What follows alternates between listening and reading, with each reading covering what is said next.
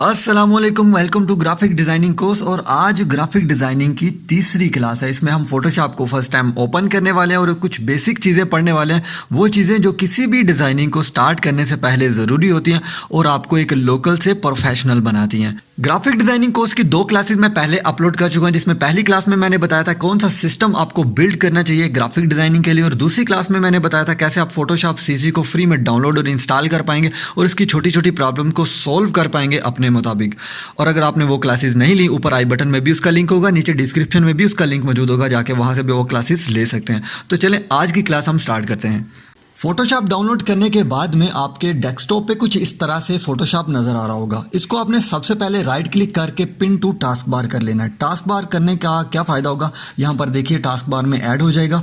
और इसका फ़ायदा क्या होगा, यहाँ से जो सॉफ्टवेयर आप ऐड करके ओपन करते हैं वो जल्दी से ओपन होता है। आपका टाइम सेविंग प्रोसेस है ये, तो हम इसको ऐड करने के बाद ओपन करते हैं। वैसे कोई दिक्कत की बात नहीं है, वहाँ से करें यहाँ से करें, बात एक ही है, लेकिन यहाँ से थोड़ा जल्दी हो जाता है।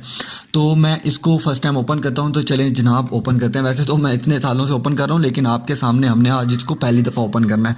तो इसकी क्या प्रॉब्लम्स आती है आप देखिए, आपका भी इसी तरह से ओपन हो रहा है। अगर आपकी कोई प्रॉब्लम आपको देखने को मिल रही है ओपन होने में, कोई यस की कमांड आपको देनी पड़ रही है, तो आपको इससे पहली वीडियो आपको देखनी चाहिए। उसमें ये प्रॉब्लम हमने सॉल्व करने का तरीका ज़रूर बताया हुआ था। तो यहाँ पर आप देख लें, बहुत ही कूल इंटरफेस मेरे सामने आ गया। अगर आपका कुछ लटरम पटरम हो रहा है, यहाँ से ये जो पैनल है यहाँ पर पड़ा हुआ है, या ये पैनल गायब है, इस तरह से कुछ ऑप्शन आपको देखने को मिल रही है। अगर आपको ये प्रॉब्लम देखने को मिल रही है तो भी आपको घबराने की बिल्कुल ज़रूरत नहीं है। आप गलती से आपका हाथ लग गया और ये चीज़ें गायब हो गई हैं, तो आपको यहाँ पर विंडो की ऑप्शन मिलती है और यहाँ से आप पैनल्स ओपन कर सकते हैं सारे के सारे। ठीक है, ज़रूरी पैनल जो आपको सबसे पहले देखना है, यहाँ पर लेयर पैनल होना चाहिए। यहाँ पर इसको हम लेयर पैनल बोलते हैं, जो डबल पेज की ऑप्शन बनी हुई है। इसके ऊपर जैसे ही मैं कर्सर लेके जाता हूँ, वो नीचे लिखा हुआ भी मुझे दिखा रहा है ये लेयर पैनल है। उसके बाद आपको यहाँ पे करैक्टर पैनल आपका ज़रूरी यहाँ पे शो होना चाहिए। उसके बाद ऊपर एक यहाँ पर मेरे लेबल है हिस्ट्री पैनल। यहाँ पे हिस्ट्री होती है जो हमने प्रीवियस वर्क किया होता है, आप देख सकते हैं। ये टूल्स आगे पीछे हो सकते हैं, लेकिन यहाँ पर लिस्ट में होने चाहिए आपके पास। ठीक है, मैं अपने हिसाब से लेबल किया हुआ है, आपके पास होना चाहिए। बाय डिफ़ॉल्ट कहाँ पर आता है ये भी आप देख लीजिए। उसके बाद अब हम बढ़ते हैं मेन टॉपिक की तरफ, जो आज की वीडियो का टॉपिक है। यहाँ पर ये टूल्स जो है वो आपको देखने को मिलते हैं, स्टार्ट से देखने को मिल रहे हैं। 7.0 में भी ये टूल्स मौजूद थे, लेकिन अभी कुछ उन्होंने एडिशनल दी हैं, कुछ गायब नहीं किए। मतलब जो पहले हैं वो भी मौजूद थे, कुछ एडवांस आ गए हैं। उसके बाद कोई भी जब हम स्टार्ट करते हैं अपनी डिज़ाइनिंग, अगर हमने फ़ोटो एडिटिंग स्टार्ट करनी है या फिर कोई पोस्टर डिज़ाइनिंग स्टार्ट करनी है, तो उससे पहले हमें इसके अंदर अपनी फ़ोटो को या पोस्टर को लाना कैसे है। तो सबसे पहले बात करते हैं फ़ोटो की। तो फ़ोटो को कैसे हम इसके अंदर इंपोर्ट कर सकते हैं, तो इसको आप पहले या तो मिनिमाइज़ कर सकते हैं या रिस्टोर कर सकते हैं। तो यहाँ पे मैं रिस्टोर करता हूँ, मिनिमाइज़ भी आप कर सकते हैं। यहाँ पर रिस्टोर करके मैंने यहाँ पर रखा और मेरी डेस्कटॉप पे एक फ़ोटो पड़ी हुई है, इसको मैं इसके अंदर ड्रैग करता हूँ। ये देखिए, पहला तरीका ये है फ़ोटो को लाने का। वैसे दूसरा तरीका भी है, वो भी मैं बताता हूँ।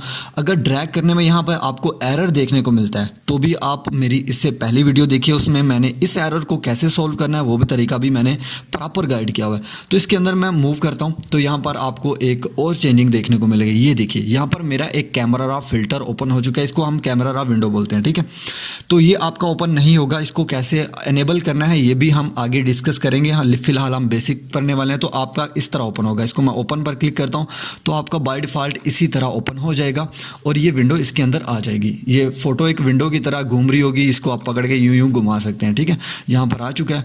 उसके बाद अभी एक दूसरा तरीका है फ़ोटो को ऐड करने का। यहाँ पे फाइल का बटन मिल रहा है आपको ऊपर की जानब साइड पे, और यहाँ पर ओपन। ठीक है, ओपन के ऊपर जब जैसे ही क्लिक करेंगे तो आपका जो विंडो है वो डेस्कटॉप ओपन हो जाएगा। यहाँ पर किसी फोल्डर में अगर आपकी फ़ोटो पड़ी है तो वो भी आप हेल्प ले सकते हैं, आपको ये आता ही होगा।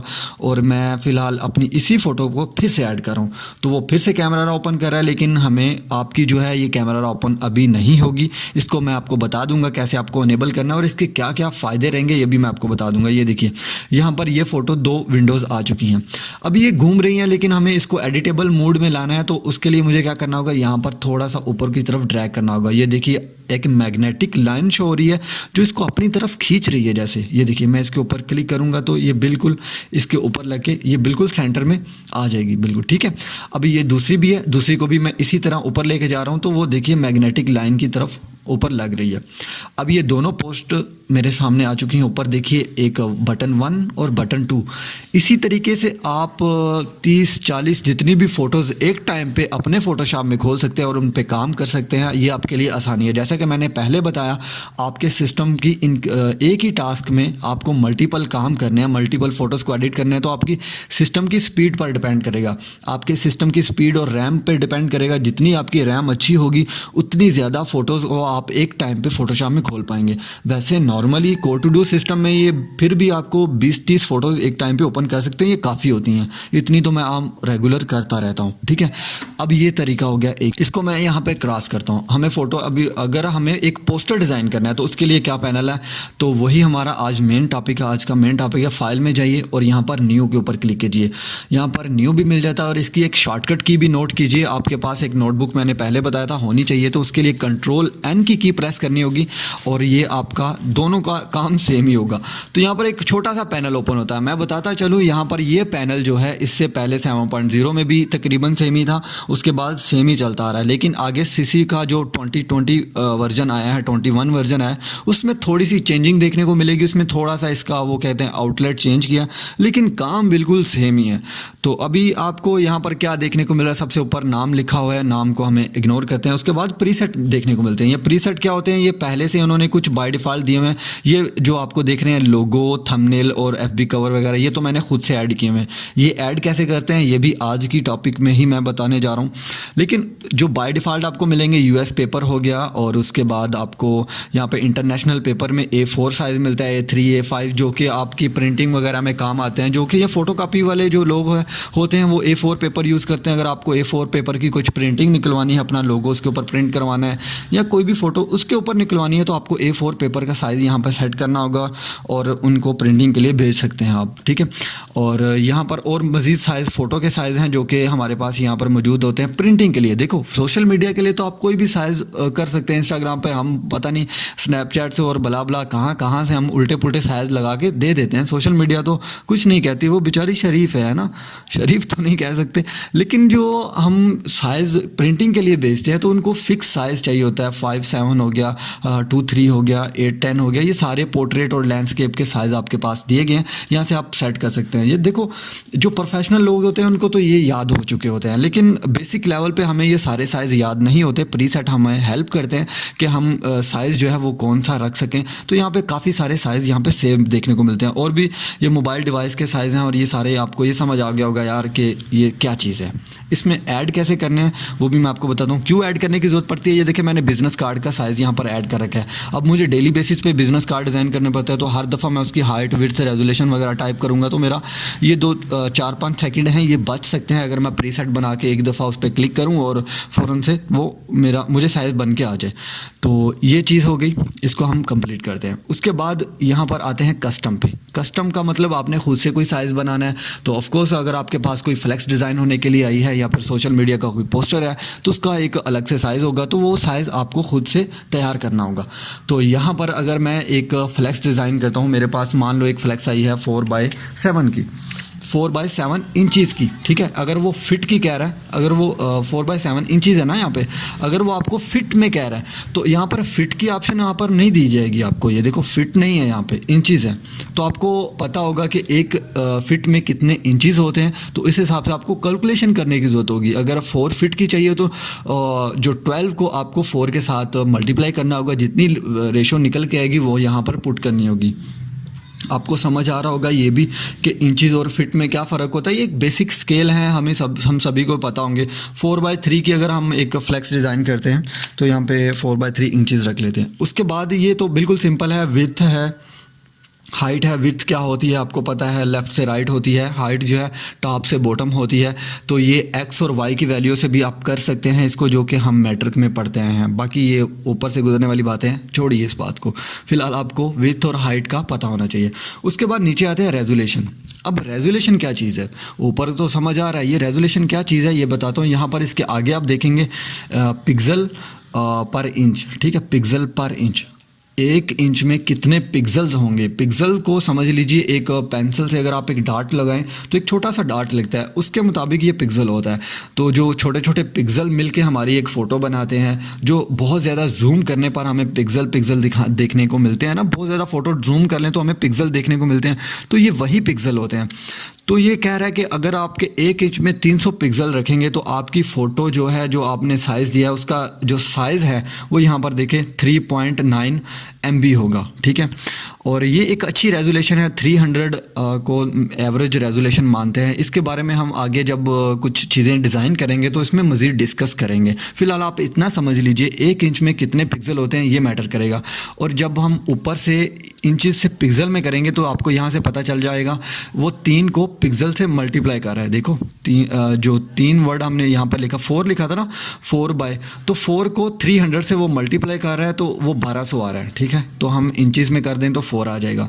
तो दूसरा, अब ये चीज़ कलर मोड, ये बहुत मैटर करता है यार, ये बहुत इंपॉर्टेंट है। आपको ये पहले से पता होना चाहिए कि मैं सोशल मीडिया के लिए पोस्ट डिज़ाइन कर रहा हूँ या फिर प्रिंट मीडिया के लिए। सोशल मीडिया के लिए RGB कलर स्कीम चलती है। सोशल मीडिया जैसे कि व्हाट्सअप, फेसबुक, यहाँ कहीं पर भी आपको सेंड करनी है।